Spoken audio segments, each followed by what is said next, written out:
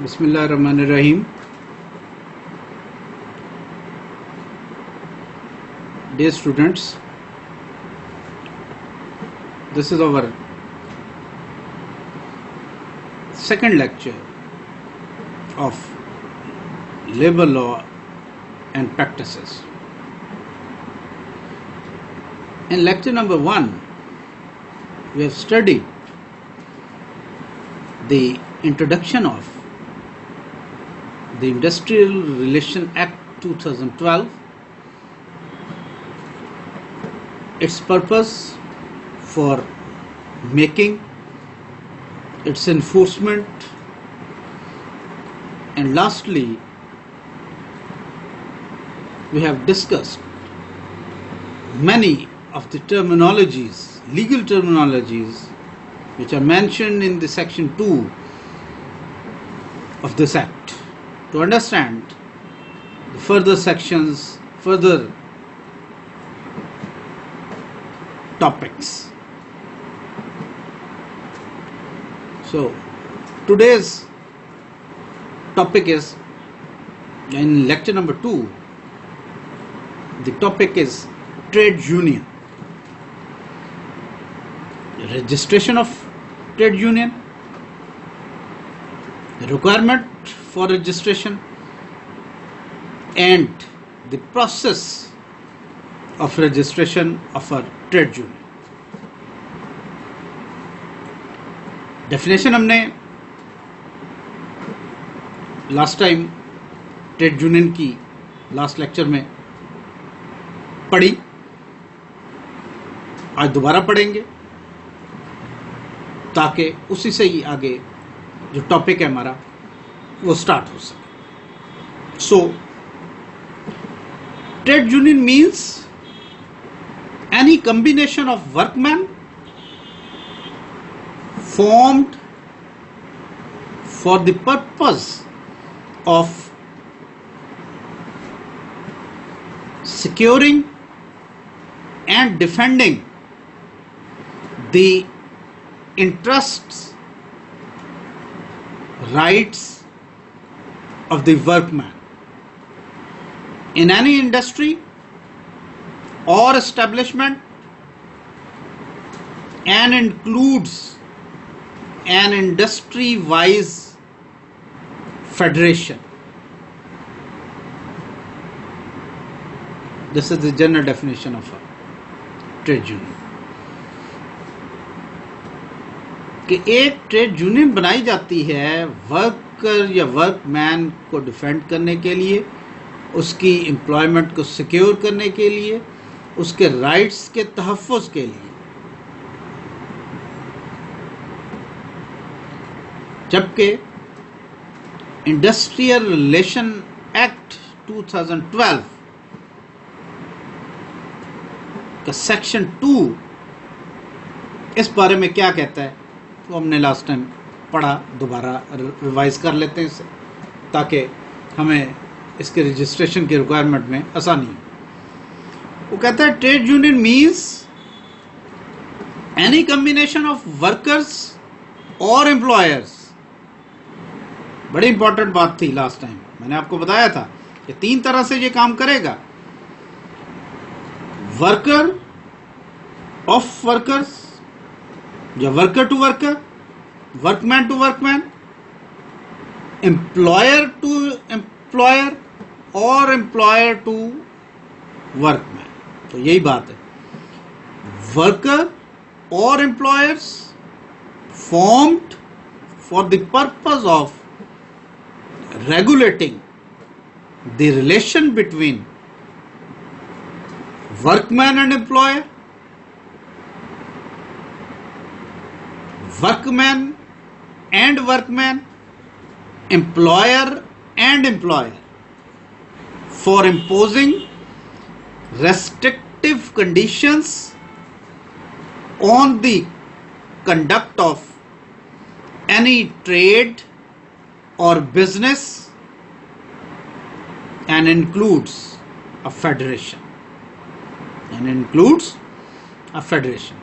Federation उसे कहते हैं जहां पर एक से ज़ायद ट्रेड यूनियन जिस एस्टेब्लिशमेंट में पाई जाती हैं वहाँ पर फेडरेशन ऑफ ट्रेड यूनियन होती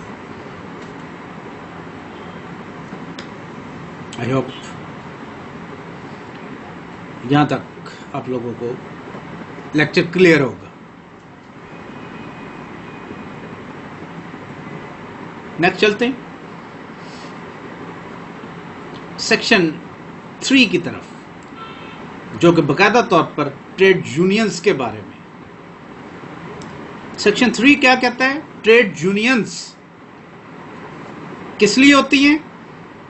workman have a right to establish and to join association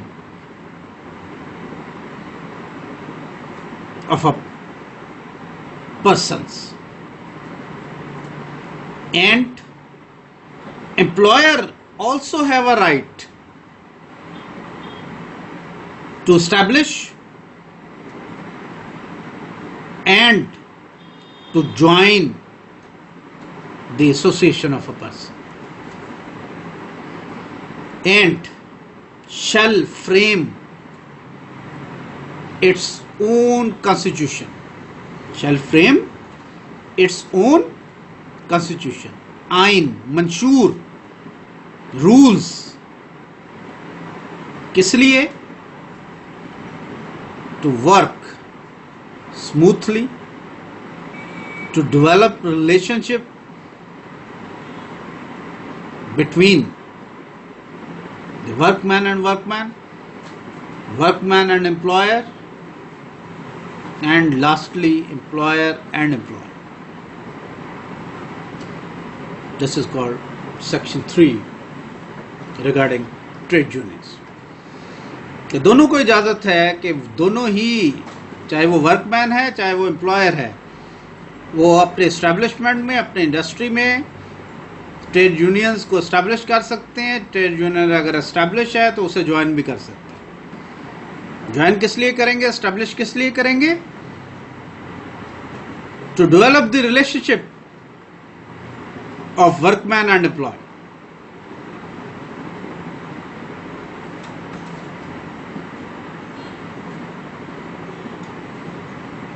अब सेक्शन 6 की तरफ चलते हैं, जो कि registration of the trade union का है। और सेक्शन 6 हमें एप्लीकेशन के बारे में बताता है। Application of registration of trade union, application of registration of trade union. Any trade union, क्या कहता है section 6? Any trade union may apply to register in the registrar office under the signatures of the president and secretary, apply under this act. Apply under this act. Section 6 is very clear for registration of trade union कि आप एक application बनाएंगे। पहले उस application पे लिखेंगे application for registration of trade union, और वो रजिस्ट्रार ऑफ ट्रेड यूनियन के नाम होगी। लिखेंगे बखिदमत जनाब रजिस्ट्रार ट्रेड यूनियंस, मतन लिखेंगे, अपने एस्टैब्लिशमेंट का नाम लिखेंगे, वो बाकी आगे डिटेल बताता हूं मैं। और एंड में 2 बंदे उसे साइन करेंगे, एक उस ट्रेड यूनियन का सदर और दूसरा उस ट्रेड यूनियन का जनरल सेक्रेटरी। साइन करके रजिस्ट्रार ऑफिस में सबमिट कर दें। अब नंबर 7, सेक्शन 7 है, वो रिक्वायरमेंट बता रहा है इस एप्लीकेशन की, जो कि मैं अभी बताते बताते रुक गया था। वो रिक्वायरमेंट सेक्शन 7 में है कि इस एप्लीकेशन में आपने लिखना क्या है, या ये जो एप्लीकेशन आप दे रहे हैं section 6 of industrial relation act 2012 के तहत, इस एप्लीकेशन में आपने लिखना क्या कुछ है। एक एक एक करके पढ़ता जाता हूँ और साथ साथ आपको डिटेल भी बताता जाता हूँ. The application for registration shall be made to the registrar and shall be mentioned in the application. Number 1. Number 1. The name of trade union. The name of trade union. आप जो ट्रेड यूनियन रजिस्टर करवाने जा रहे हैं उसका नाम and addresses of its head office. के head office क्या होगा. फर्स्ट कर लें, एक ट्रेड यूनियन आप ABC वर्कर्स इत्तेहाद के नाम से रखते हैं. फर्ज कर लिया कि एक ट्रेड यूनियन का नाम ABC वर्कर्स इत्तेहाद है. उसके नाम लिखेंगे और हेड ऑफिस का भी नाम लिखेंगे कि ये इसका हेड ऑफिस कहाँ होगा. मुल्तान में होगा, किसी अदारे में होगा. Number 2, requirement number 2, the date of formation of trade union.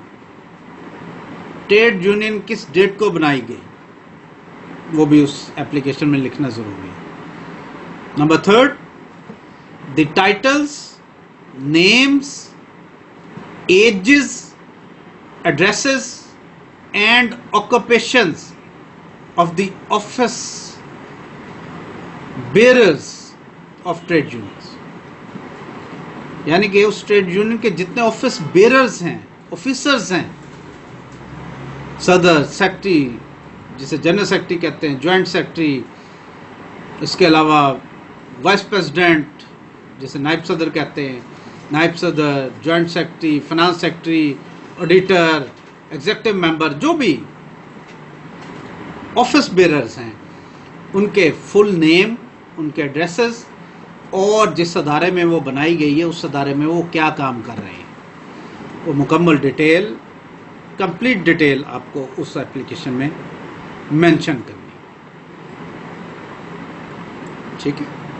Number 4, the statement of total paid membership. एक आपने स्टेटमेंट बनानी है कि कितने मेंबर हैं आपके और उन मेंबर्स ने कितनी मेंबरशिप फी अभी तक पे की है और आपके पास इतने फंड्स मेंबरशिप की मद में मौजूद हैं. Number 5, the name of establishment, group of establishment और industry in which the trade union is to be registered. आपने उस अदारे का नाम, उस एस्टेब्लिशमेंट का नाम, उस ग्रुप ऑफ एस्टेब्लिशमेंट का नाम, उस इंडस्ट्री का नाम उसमें मेंशन करना है जहां पर आप उस ट्रेड यूनियन को रजिस्टर करवाने जा रहे हैं. This is very important. Next, number 6, the name and addresses of registered trade unions in the establishment, group of establishment or industry as case may be. As case may be. जहां पर जिस अदारे में, जिस industry में, जिस establishment में, जिस group of establishment में आप इस ट्रेड यूनियन को रजिस्टर करवाने जा रहे हैं, आया वहां पर पहले भी कोई ट्रेड यूनियन रजिस्टर्ड है. अगर रजिस्टर्ड है तो उसका नाम आपको वहां पर मेंशन करना है. अगर नहीं है तो फिर कोई जरूरत नहीं. फिर सिंपल आप यही लिख देंगे कि ये ट्रेड यूनियन पहली ट्रेड यूनियन है इस अदारे में, इससे पहले कोई ट्रेड यूनियन रजिस्टर्ड ना है. Next, in case of federation of trade unions, the names, addresses and registration number of trade unions must be mentioned. Federation of trade union मैंने आपको बताया कि एक अदारे में एक से ज्यादा अगर ट्रेड यूनियंस हो तो वो इकट्ठी मिलकर एक यूनियन रजिस्टर्ड करवा सकती हैं. फर्ज कर लें एक अदारे में 3 ट्रेड यूनियंस हैं, वो अलग अलग भी ट्रेड यूनियन है और वो इकट्ठी अगर हो के एक यूनियन रजिस्टर करवाना चाहें तो उसे हम फेडरेशन कहते हैं। तो अगर वो फेडरेशन रजिस्टर हो रही है तो तमाम की तमाम रजिस्टर्ड ट्रेड यूनियंस की रजिस्ट्रेशन के नंबर, उनके नाम आपको मेंशन करने वहां पर जरूरी है। यहां तक आपको आई होप अंडरस्टैंड हो गया। नेक्स्ट आपने क्या करना है, number 8, 3 copies of the Constitution of Trade Union duly signed by the chairman of the trade union। 3 copies जो कि एक आइन उस ट्रेड यूनियन का आपने तैयार किया, उसकी 3 कॉपियां चेयरमैन ट्रेड यूनियन का जो होगा वो उसे साइन करेगा और उस एप्लीकेशन के साथ अटैच करेगा। नेक्स्ट नंबर 9 है या 10 है, जो भी है, a copy of resolution by the members authorizing its president and general secretary to apply its registration। Registration of trade union से पहले एक करारदाद पास करनी जरूरी है।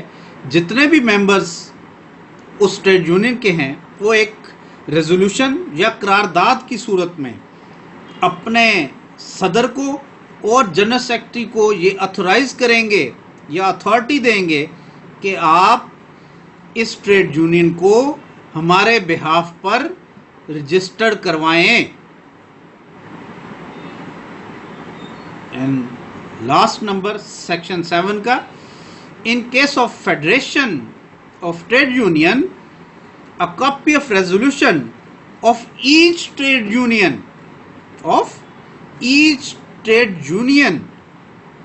must be obtained and attached।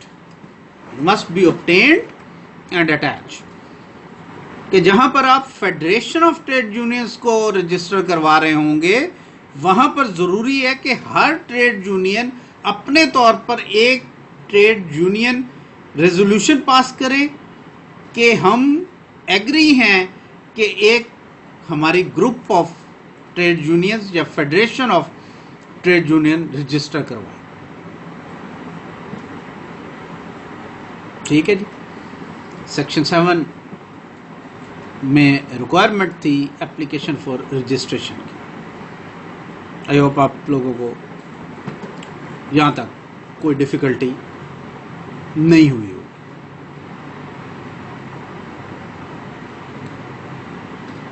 Next हम चलते हैं सेक्शन 8 की तरफ। Section 8 of industrial relation act 2012 वो रिक्वायरमेंट फॉर रजिस्ट्रेशन के बारे में। पहले हमने रिक्वायरमेंट ऑफ एप्लीकेशन पढ़ी कि जो एप्लीकेशन आपने देनी है रजिस्ट्रेशन के लिए उसकी क्या रिक्वायरमेंट है, वो सेक्शन 7 है। सेक्शन 8 रिक्वायरमेंट है रजिस्ट्रेशन की, कि रजिस्ट्रेशन ऑफ ट्रेड यूनियन की क्या रिक्वायरमेंट है। क्या कहता है section 8, a trade union shall not be entitled to registration unless the constitution thereof provided the following matters। अब जो मैं आपको 1 2 3 4 5 6 करके मैटर्स बताऊंगा, अगर वो मैटर्स ट्रेड यूनियन के आइन में दिए हुए हैं तो रजिस्टर हो सकती है, अदरवाइज रजिस्टर नहीं हो सकती। वो क्या क्या मैटर्स है? Number 1, the name and addresses of the trade union. Registration की रिक्वायरमेंट है कि आपकी ट्रेड यूनियन का नाम भी हो और उसका एड्रेस भी मौजूद हो। Number 2, the object for which the trade union has been formed.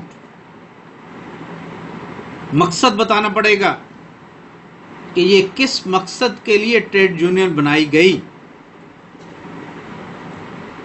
Mostly trade union workman के हकूक के तहफ़्फ़ुज़ के लिए और उसकी एम्प्लॉयमेंट को सिक्योर करने के लिए, और अगर उसे अनएम्प्लॉयड करना है तो उसके लिए मैकेनिज़्म बनाना पड़ेगा कि ये नहीं हो सकता कि एक दफ़ा बंदा आए, एक दिन ड्यूटी पे आए और अगले दिन उसे जवाब दे दिया जाए।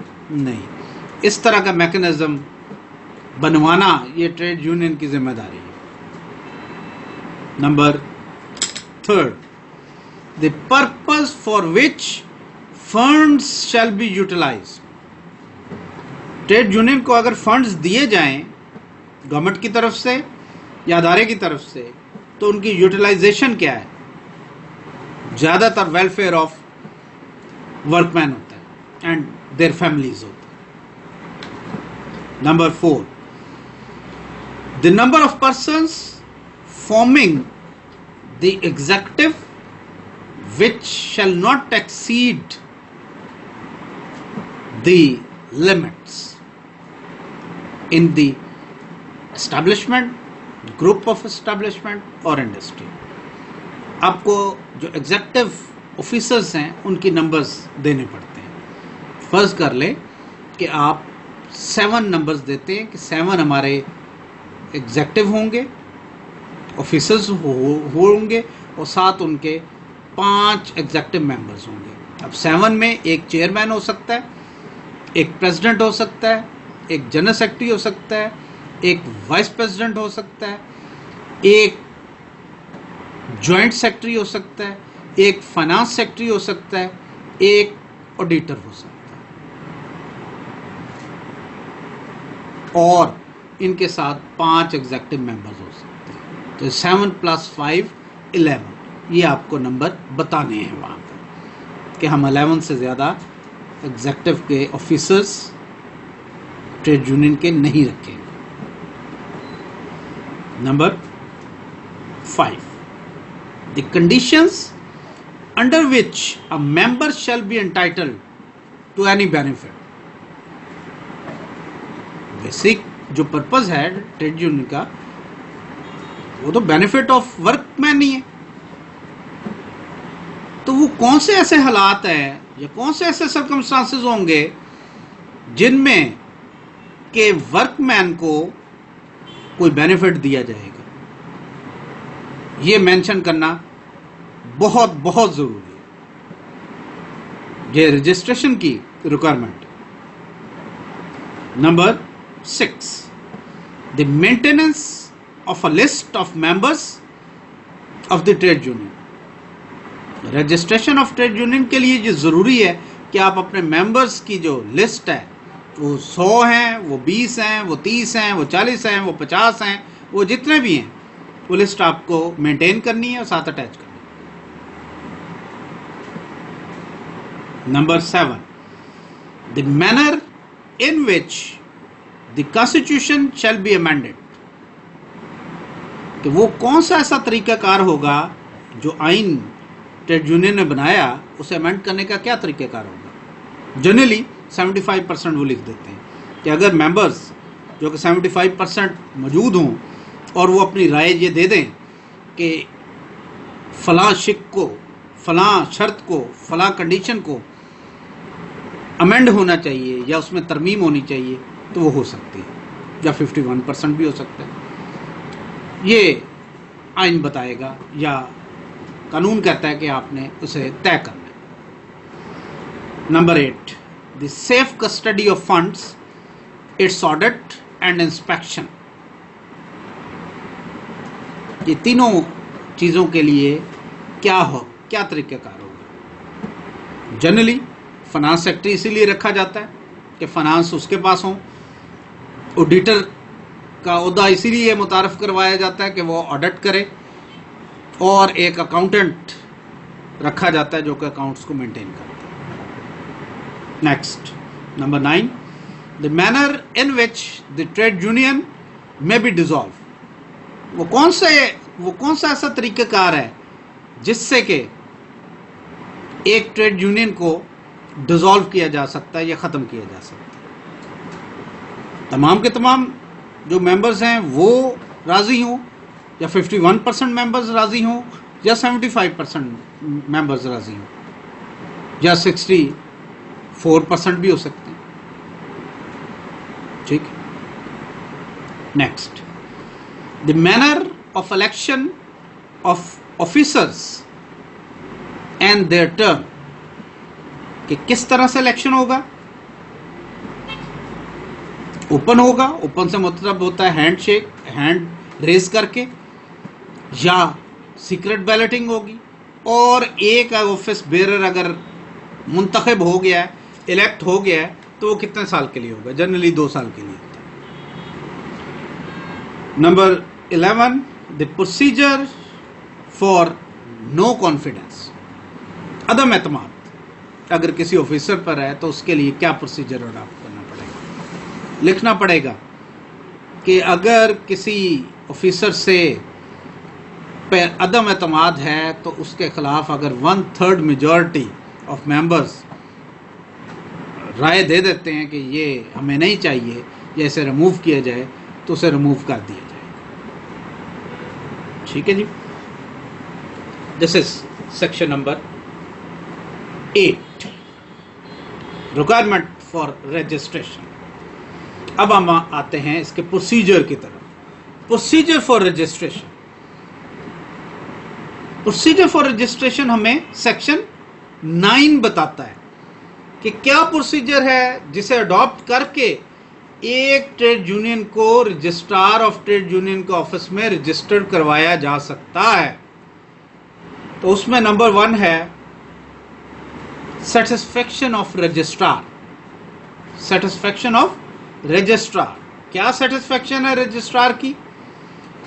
The registrar after having exercised due diligence and verification of the facts and on being satisfied that a trade union has complied with all the requirements mentioned in the section 8 shall be fulfilled, and the registrar of trade union shall issue a certificate for registration within 15 days, within 15 days, 15 दिन, within 15 days to receive of such application for registration of trade union. Number 1 जो requirement है या procedure है वो ये है कि जब आप अपनी एप्लीकेशन फॉर रजिस्ट्रेशन मुकम्मल करके, रजिस्ट्रेशन का प्रोसेस जो सेक्शन 8 में दिया गया है, 7 में दिया गया है, 6 में दिया गया है, कंप्लीट करके रजिस्ट्रार के ऑफिस में जमा करवाएंगे, और जमा करवाने के बाद रजिस्ट्रार उसे देखेगा, तमाम फैक्ट्स को वेरीफाई करवाएगा, और वेरीफाई करवाने के 15 दिन के अंदर अंदर या रिसीविंग के 15 दिन के अंदर अंदर वो एक सर्टिफिकेट इशू करेगा। वो सर्टिफिकेट या उस सर्टिफिकेट का नाम certificate for registration of trade union होगा। क्लियर? नेक्स्ट, नंबर 2, इसी में हेडिंग है ऑब्जेक्शंस। ऑब्जेक्शंस भी तो हो सकते हैं ना, ठीक है। रजिस्ट्रार ने वेरिफिकेशन करवाई और उसने कोई ऑब्जेक्शन ढूंढ ली, तो क्या होगा? तो आगे फर्दर हमें बता रहा है, क्या बताता है? इन case of application for registration is found by the registrar of trade union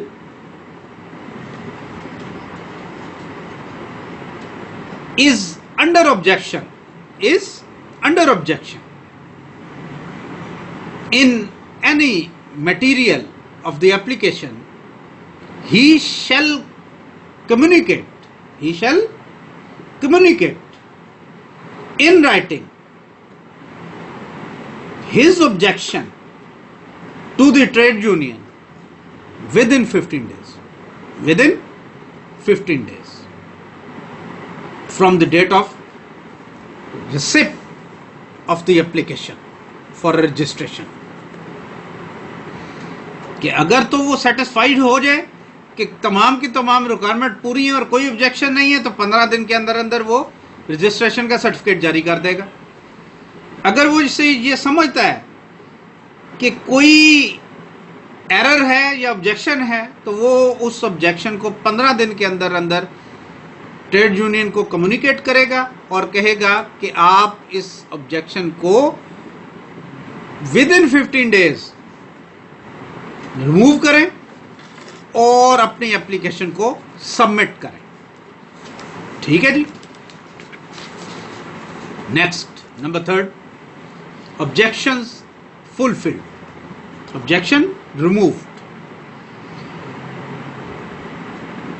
क्या कहता है सेक्शन इस बारे में? When the objection have been fulfilled और removed, the registrar shall register trade union within 3 days from the date of receipt of this removal of the objection. अब वो 15 दिन नहीं रखेगा.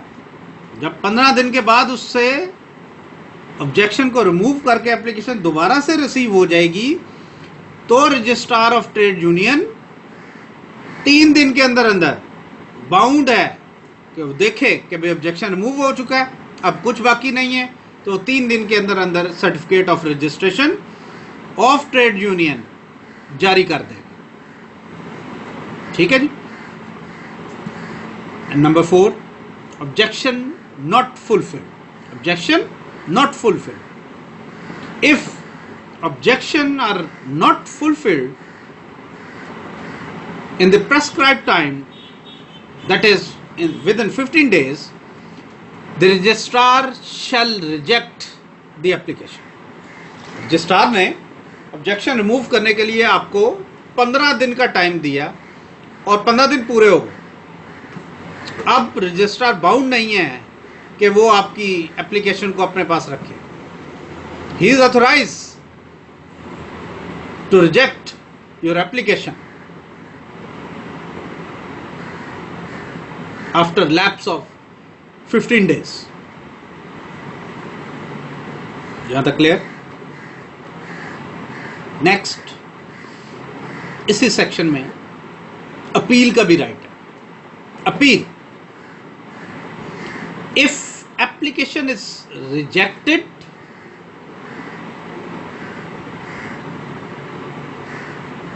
इन case of lapse of 15 days,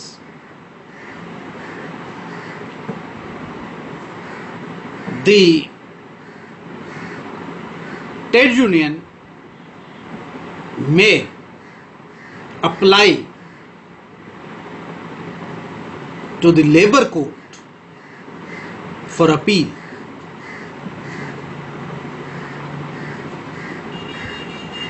And the labor court may accept the appeal or may dismiss the appeal. कि labour court के पास इख्तियार है कि वो रजिस्ट्रार ऑफ ट्रेड यूनियन के खिलाफ अपील सुन सकती है और उस अपील पर फैसला दे सकती है. वो हाँ में भी हो सकता है, वो ना में भी हो सकता है. वो अपील को एक्सेप्ट भी कर सकती है और अपील को रिजेक्ट भी कर सकती है. This is the sole discretion of the labour court. अब ये दोनों सूरतों में होगा, चाहे रिमूवल हुई है, ऑब्जेक्शन को रिमूव ना करने की सूरत में अगर रिजेक्शन हुई है तब भी, और अगर वो समझता है कि वैसे ही नहीं हो सकती ट्रेड यूनियन रजिस्टर्ड और एप्लीकेशन को रिजेक्ट कर देता है, तो भी उसके खिलाफ अपील लेबर कोर्ट में होगी. लेबर कोर्ट देखेगी इस मैटर को कि वाकई ही ये अपील हो सकती थी या नहीं हो सकती थी, ये ठीक है या नहीं ठीक है. इसी सेक्शन में आगे ऑल्टरेशन का कहा गया. Every change in any matter in the trade union shall be communicate within 15 days to the registrar office. Trade union एक दफ़ा अगर रजिस्टर हो जाए और अगर किसी चेंज की ज़रूरत है, जिस तरह से उसे रजिस्टर किया गया उसमें आपने चेंज करना है, तो उस चेंज को हर सूरत में आपने with in 15 days registrar of the trade union को इन्फॉर्म करना है। ये नहीं है कि इन्फॉर्म किए बगैर ही चेंज किए जा रहे हैं, अपनी मर्जियां किए जा रहे हैं, नहीं। ट्रेड यूनियन को रजिस्टर करने का पर्पस ही यही है कि रजिस्ट्रार ऑफ ट्रेड यूनियन को इस चीज के बारे में इल्म हो कि एक ट्रेड यूनियन के ऑफिस बेरर क्या कर रहे हैं और ट्रेड यूनियन जिस पर्पस के लिए बनाई गई है, आया वो पर्पस पूरा हो रहा है या नहीं हो रहा, और किसी किस्म की चेंज अगर रिक्वायर्ड है तो बाकायदा तौर पर रेजोल्यूशन पास होगी, उतने मेंबर्स के साइन होंगे, फिर वो अमेंडमेंट हो सकेगी, अदरवाइज वो अमेंडमेंट नहीं हो सकेगी। आगे है इसी सेक्शन में refusal of such change. Registrar may refuse such change or alteration because such change is violation of the constitution of the trade union, which shall be communicated to the trade union within 15 days.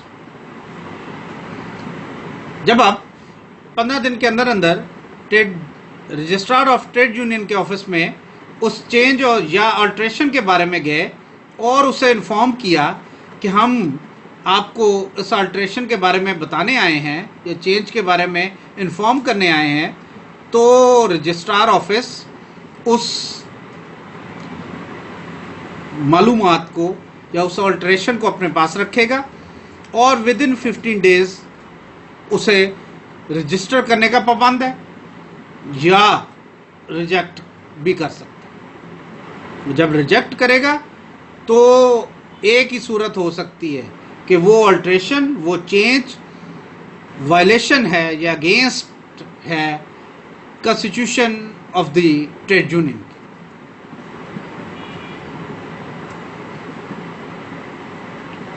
Next है इसी section में दिया गया dispute regarding change of officers. Dispute regarding change of officers. The change of officers in any trade union is with the approval of a registrar. अगर कोई change करना है office bearer तो वो भी approval of the registrar office ही करेंगे, otherwise आप नहीं कर सकते। फर्ज कर लें आपने किसी सदर को हटाना है या चेंज करना है, तो पहले उस बारे में मेंबर्स रेजोल्यूशन पास करेंगे और रेजोल्यूशन में उस प्रेसिडेंट को हटाया जाएगा और नया प्रेसिडेंट अपॉइंट किया जाएगा, और वो अपॉइंटमेंट उस वक्त तक वैलिड नहीं होगी जब तक के रजिस्ट्रार ऑफिस इस चीज़ की इजाज़त ना दे दे। आपने इन्फॉर्म करना है और रजिस्ट्रार ऑफिस आपको उस चीज़ का की अप्रूवल देगा कि ठीक है, आपने जो सदर चेंज किया है वो ठीक चेंज किया। अगर अप्रूवल दे दे तो ठीक, ना दे तो वो रिजेक्शन के जुमरे में आएगा। और आगे ये कहते हैं कि अगर रिजेक्शन होती है then the trade union may apply an appeal in the labour code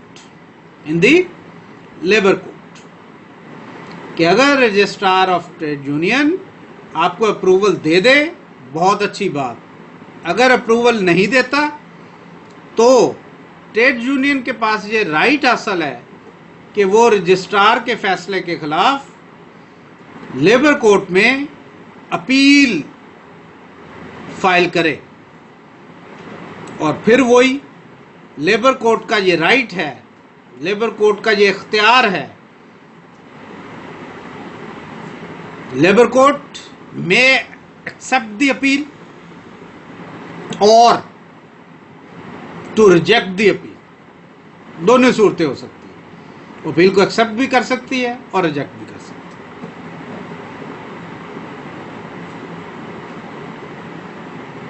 जहां तक आप लोगों को आई होप लेक्चर क्लियर होता आ रहा होगा। And the last thing of this lecture is certificate of registration. Certificate of registration. It is section 10 of the Industrial Relation Act 2012. Registrar shall issue certificate of registration of trade union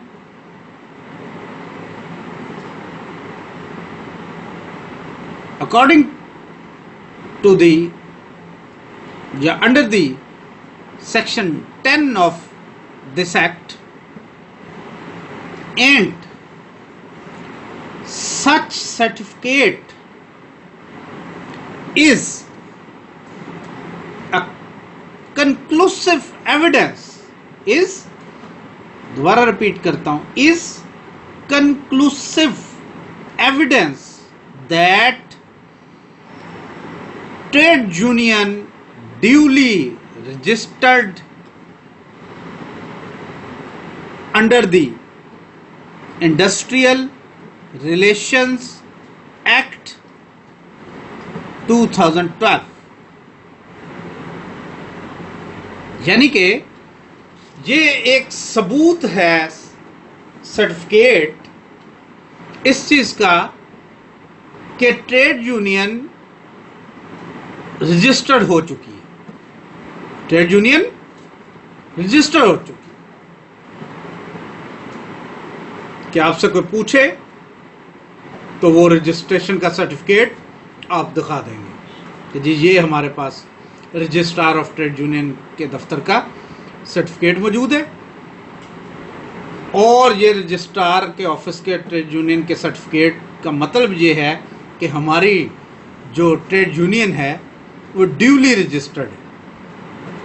और बेहतरीन तरीका ये है कि उसकी एक copy आपके head office में या ब्रांच ऑफिस जो भी आपने बनाया हुआ है, जहां पर ऑफिस बेरर का बैठना उठना है या जहां से वो ट्रेड यूनियन को मैनेज किया जाता है, उसके अफेयर्स को मैनेज किया जाता है, वहां पर उसका ट्रेड यूनियन का सर्टिफिकेट अवेजा किया जाए किसी प्रोमिनेंट जगह पर, ताकि दूर से ही पता चले कि ये वो सर्टिफिकेट है जो कि रजिस्ट्रार ऑफ ट्रेड यूनियन के ऑफिस से इशू होता है। So this is our topic, today's topic, trade union, its registration, requirement of registration, and in the end the process for registration of trade union. So next lecture में discuss next topic इंशाल्लाह आपके साथ करेंगे। उस वक्त तक के लिए अल्लाह हाफ़िज़।